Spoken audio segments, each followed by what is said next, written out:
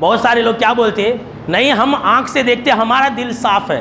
اکثر و بیشتر لوگ ایسا بولتے، اور خاص طور سے جو من چلے نوجوانہ ہوتے جو تھوڑا بہت کتابیں پڑھ لیتے، ذرا تقریر سن لیتے، تو وہ اس طرح کی بات زیادہ بولتے، نہیں ہمارا دل صاف ہے، ہمیں ایسے ہی دیکھ رہے تھے.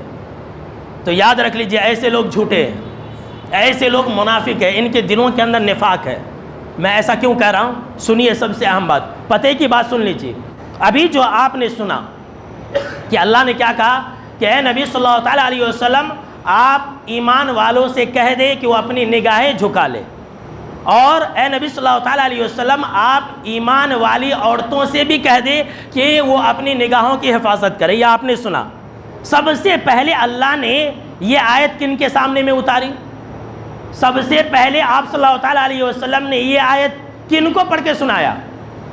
صحابہ اور صحابیات. اس کائنات میں صحابہ سے زیادہ پاکیزہ دل کسی کا ہے؟ اس کائنات میں صحابیات سے زیادہ پاکیزہ کوئی عورت ہو سکتی ہے؟ نہیں نا.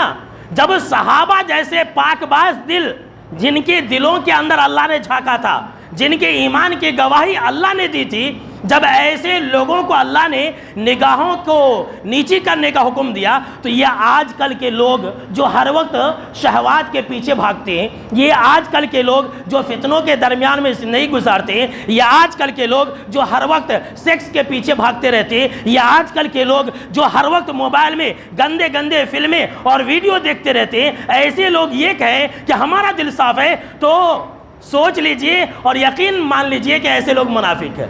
اللہ کا فرمان سچا ہے.